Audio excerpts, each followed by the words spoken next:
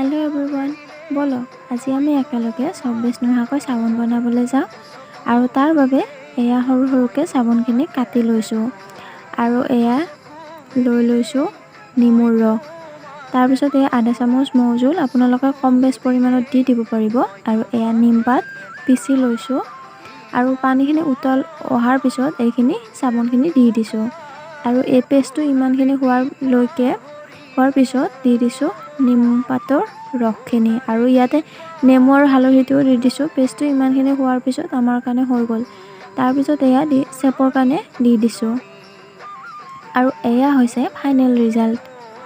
স্কিনৰ কাৰণে বহুতে ভাল হয়, এবাৰ ট্ৰাই কৰি চাবচোন। চাবোন আৰু চাবান ক্ৰমে আপাৰ আৰু লোৱাৰৰ এটা শব্দ হয়। আৰু যদিহে ভিডিঅ'টো ভাল পালে তেতিয়াহ'লে লাইক, শ্বেয়াৰ আৰু কমেণ্ট কৰিবলৈ নাপাহৰিব। লগ পাম এটা নতুন ভিডিঅ'ত। আজিলৈ আহিছোঁ।